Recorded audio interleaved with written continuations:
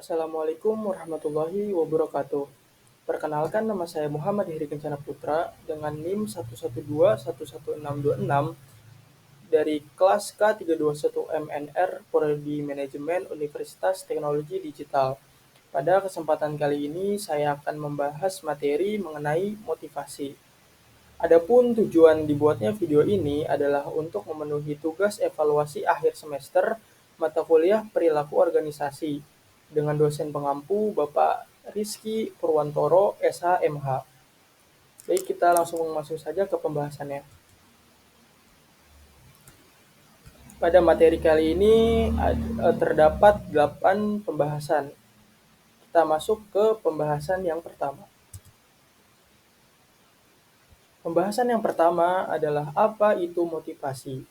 Motivasi berasal dari kata motif yang berarti kebutuhan, keinginan, atau dorongan yang menggerakkan seseorang untuk bertindak. Motivasi adalah proses yang memulai, mengarahkan, dan mempertahankan perilaku yang berorientasi pada tujuan. Definisi motivasi telah dikembangkan oleh berbagai peneliti dan ahli. Namun, secara umum, motivasi dapat diartikan sebagai keinginan atau dorongan internal yang mempengaruhi perilaku seseorang untuk melakukan suatu tindakan. Apa sih pentingnya motivasi? Yang pertama, motivasi yang tinggi dapat meningkatkan produktivitas individu di tempat kerja maupun dalam kehidupan pribadi. Individu yang termotivasi cenderung lebih giat dan efisien dalam menyelesaikan tugas. Yang kedua, motivasi yang baik dapat meningkatkan kepuasan kerja dan komitmen terhadap organisasi. Karyawan yang termotivasi biasanya merasa lebih puas dengan pekerjaan mereka dan lebih loyal kepada perusahaan. Dan yang ketiga, ada motivasi mendorong individu untuk terus belajar, berkembang, dan meningkatkan keterampilan mereka. Ini penting untuk pertumbuhan pribadi dan profesional. Kita masuk ke pembahasan yang kedua, ada teori motivasi klasik, Maslow Hierarchy of Needs. Maslow Hierarchy of Needs adalah teori motivasi yang dikemukakan oleh Abraham Maslow pada tahun 1943. Teori ini menyatakan bahwa kebutuhan manusia diatur dalam sebuah hierarki, di mana kebutuhan dasar harus dipenuhi terlebih dahulu sebelum kebutuhan yang lebih tinggi. Hierarki ini terdiri dari 5 tingkatan. Ada kebutuhan fisiologis, kebutuhan keamanan, kebutuhan sosial, kebutuhan penghargaan, dan kebutuhan aktualisasi diri. Yang pertama ada kebutuhan fisiologis. Ini adalah kebutuhan dasar manusia untuk bertahan hidup, seperti makanan, air, tempat tinggal, dan istirahat. Tanpa pemenuhan kebutuhan ini, seseorang tidak dapat fokus pada kebutuhan yang lebih tinggi. Contohnya seperti seorang karyawan yang lapar atau tidak memiliki tempat tinggal yang aman, tidak akan dapat berkonsentrasi pada pekerjaan mereka. Yang kedua ada kebutuhan keamanan. Kebutuhan ini meliputi rasa aman dan perlindungan diri dari ancaman fisik dan emosional. Ini juga mencakup stabilitas keuangan dan kesehatan. Contohnya, karyawan yang khawatir tentang keamanan pekerjaannya atau kondisi kerja yang berbahaya akan mengalami kesulitan untuk termotivasi. Yang ketiga ada kebutuhan sosial. Kebutuhan akan cinta, rasa memiliki, dan hubungan sosial. Ini mencakup persahabatan, kasih sayang, dan hubungan keluarga. Contohnya, seperti karyawan yang merasa diterima dan memiliki hubungan yang baik dengan rekan kerja cenderung akan lebih termotivasi. Yang keempat ada kebutuhan penghargaan. Kebutuhan akan pengakuan, prestasi, dan rasa hormat dari orang lain. Ini juga mencakup kebutuhan akan harga diri. Contohnya adalah memberikan penghargaan atau pengakuan kepada karyawan atas pencapaian mereka dapat meningkatkan motivasi dan kepuasan kerja. Dan yang terakhir ada kebutuhan aktualisasi diri. Kebutuhan untuk mencapai potensi penuh, berkembang secara pribadi dan profesional, dan melakukan sesuatu yang bermakna. Contohnya seperti karyawan yang merasa mereka dapat berkontribusi sepenuhnya dan mengembangkan keterampilan mereka di tempat kerja akan lebih termotivasi. Masuk ke pembahasan yang ketiga, yaitu teori motivasi klasik, Hertzberg Two Factory Theory. Teori motivasi Hertzberg Two Factory Theory juga dikenal sebagai teori motivasi Hygien Hertzberg atau teori dua faktor, dikemukakan oleh Frederick Herzberg pada tahun 1968. Teori ini berargumen bahwa ada dua set faktor yang mempengaruhi kepuasan kerja dan motivasi karyawan, yaitu faktor motivasi dan faktor higien. Faktor motivasi berkaitan dengan pekerjaan itu sendiri dan mampu meningkatkan motivasi serta kepuasan kerja. Contohnya termasuk pencapaian, pengakuan, tanggung jawab, pekerjaan yang menantang, dan peluang untuk berkembang. Faktor-faktor ini mempengaruhi kepuasan jangka panjang dan motivasi intrinsik. Sebaliknya, faktor higien tidak secara langsung memotivasi, tetapi dapat menyebabkan ketidakpuasan jika tidak ada atau tidak memadai. Contohnya termasuk gaji, kebijakan perusahaan, kondisi kerja, hubungan dengan atasan dan rekan kerja, serta keamanan kerja. Faktor higien mencegah ketidakpuasan, tetapi kehadirannya saja tidak cukup untuk meningkatkan motivasi jangka panjang. Untuk meningkatkan motivasi kerja, organisasi perlu fokus pada faktor motivator sekaligus memastikan bahwa faktor higien terpenuhi, menciptakan lingkungan kerja yang memotivasi dan memuaskan. Pembahasan yang keempat ada teori motivasi modern, Self-Determination Theory atau SDT. Self-Determination Theory atau SDT dikemukakan oleh Edward Deci dan Richard Ryan pada tahun 1985. Teori ini berargumen bahwa motivasi manusia dapat dipahami melalui tiga kebutuhan psikologis dasar, yaitu kebutuhan otonomi, kebutuhan kompetensi, dan kebutuhan keterkaitan. Yang pertama ada kebutuhan otonomi. Kebutuhan otonomi berarti memiliki kebebasan dalam membuat pilihan dan mengontrol tindakan. Kebutuhan ini dipenuhi ketika individu merasa kesempatan untuk membuat pilihan dan memiliki kontrol atas tindakan mereka. Yang kedua ada kebutuhan kompetensi. Kebutuhan kompetensi berarti memiliki kemampuan untuk menguasai dan mengontrol situasi. Kebutuhan ini dipenuhi ketika individu memiliki kesempatan untuk meningkatkan kemampuan mereka dan memiliki hasil yang signifikan. Dan yang terakhir ada kebutuhan keterkaitan. Kebutuhan keterkaitan memiliki hubungan dengan orang lain dan merasa terhubung. Kebutuhan ini dipenuhi ketika individu memiliki kesempatan untuk berinteraksi dengan orang lain dan memiliki rasa terhubung dengan mereka. Kita masuk ke pembahasan yang kelima, ada teori motivasi modern, ekspektansi teori dari Fromm.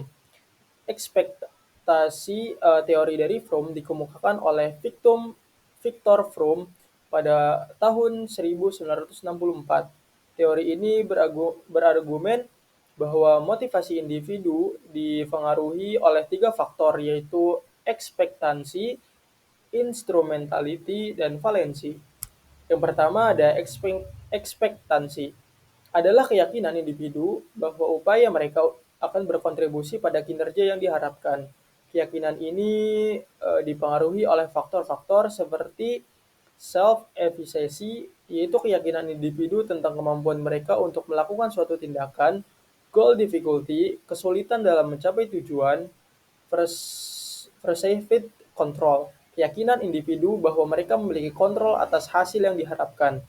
Yang kedua ada instrumentality. Adalah keyakinan individu bahwa kinerja yang diharapkan akan berkontribusi pada hasil yang diinginkan. Keyakinan ini dipengaruhi oleh faktor-faktor seperti clear understanding, keyakinan individu tentang hubungan antara kinerja dan hasil, trust, keyakinan individu terhadap orang yang akan membuat keputusan tentang hasil, dan yang terakhir ada transparansi, keyakinan individu tentang proses yang digunakan untuk menentukan hasil. Yang ketiga ada valensi, adalah nilai yang diberikan individu terhadap hasil atau penghargaan tersebut. Pentingnya ini dipengaruhi oleh faktor-faktor seperti reward, hadiah atau imbalan, recognition, pengakuan atau apresiasi, dan job satisfaction atau kepuasan kerja. Lalu pembahasan yang selanjutnya adalah motivasi intrinsik dan ekstrinsik. Motivasi intrinsik dan ekstrinsik adalah dua jenis motivasi yang berbeda dan memiliki implikasi yang signifikan terhadap perilaku dan hasil individu. Yang pertama ada motivasi intrinsik, adalah motivasi yang berasal dari dalam diri individu seperti kesenangan, keinginan, dan minat. Contohnya adalah seorang yang bermain piano karena mencintai musik dan menikmati proses belajar. Yang kedua ada motivasi ekstrinsik, adalah motivasi yang berasal dari luar individu, seperti hadiah, hukuman, atau tekanan dari orang lain. Contohnya adalah seorang siswa yang belajar keras untuk menghindari hukuman atau untuk mendapatkan hadiah dari orang tuanya. Perbedaan utama antara motivasi intrinsik dan ekstrinsik adalah sumber motivasi. Motivasi intrinsik berasal dari dalam individu, sedangkan motivasi ekstrinsik berasal dari luar individu. Motivasi intrinsik biasanya lebih berkelanjutan dan menghasilkan keterlibatan yang lebih mendalam dibandingkan dengan motivasi ekstrinsik, yang dapat menjadi efektif dalam jangka pendek tetapi mungkin tidak mempertahankan motivasi dalam jangka panjang jika tidak didukung oleh motivasi intrinsik. Pembahasan yang selanjutnya ada strategi untuk meningkatkan motivasi di tempat kerja. Ada beberapa strategi yang dapat digunakan untuk meningkatkan motivasi di tempat kerja. Yang pertama, ada pemberian penghargaan dan pengakuan. Mengakui pencapaian karyawan secara terbuka dan memberikan penghargaan atas kontribusi mereka dapat meningkatkan motivasi. Contoh strategi ini termasuk program Employee of the Month, bonus kinerja, dan sertifikat penghargaan. Yang kedua, ada pengembangan karir dan pelatihan. Menyediakan peluang untuk belajar dan berkembang melalui pelatihan dan pengembangan profesional dapat membantu karyawan merasa lebih kompeten dan termotivasi. Contoh strategi ini termasuk workshop, pelatihan keterampilan baru, dan program mentoring. Yang ketiga ada menciptakan lingkungan kerja yang positif. Menciptakan budaya kerja yang inklusif, mendukung, dan menyenangkan dapat meningkatkan motivasi. Contoh strategi ini termasuk menyediakan ruang kerja yang nyaman, mengadakan kegiatan sosial, dan membangun tim yang solid. Dengan strategi-strategi di atas, pastinya dapat membantu meningkatkan motivasi dan kepuasan kerja karyawan yang pada gilirannya akan meningkatkan produktivitas dan loyalitas mereka terhadap organisasi. Kita masuk ke pembahasan yang terakhir, yaitu studi kasus dari Google. Nah, perusahaan Google ini memiliki sebuah program yang bernama Google 20% Time. Nah, Google 20% Time ini adalah sebuah program yang diperkenalkan oleh Google pada tahun 2004. Program ini memungkinkan karyawan Google untuk meningkatkan 20% dari waktu kerja mereka untuk proyek-proyek pribadi yang mereka inginkan. Proyek-proyek ini bertujuan untuk meningkatkan motivasi dan kreativitas karyawan dengan memberi mereka kesempatan untuk berkontribusi pada proyek-proyek yang mereka sukai. Nah, manfaat program dari 20% time ini adalah yang pertama untuk motivasi. Motivasi intrinsik yang timbul dari keinginan untuk berkontribusi pada proyek yang mereka sukai dapat meningkatkan kinerja dan kualitas pekerjaan. Lalu manfaat yang kedua adalah untuk kreativitas. Kreativitas yang timbul dari kebebasan dalam berkontribusi dapat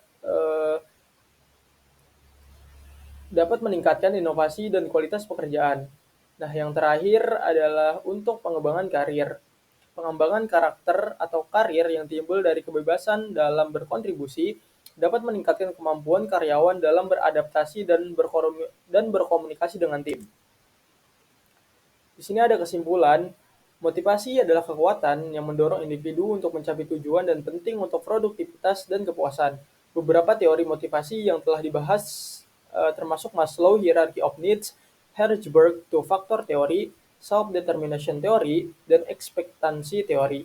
Masing-masing teori memberikan wawasan tentang faktor-faktor yang mempengaruhi motivasi, serta strategi untuk meningkatkan motivasi di tempat kerja termasuk pemberian penghargaan dan pengakuan, pengembangan karir, dan pelatihan, serta menciptakan lingkungan kerja yang positif. Dengan memahami dan menerapkan teori-teori serta strategi-strategi motivasi, kita dapat meningkatkan kinerja, kepuasan, dan kesejahteraan dalam berbagai aspek kehidupan. Nah, mungkin itu saja yang bisa saya sampaikan mengenai materi motivasi. Kurang lebihnya mohon maaf. Wassalamualaikum warahmatullahi wabarakatuh.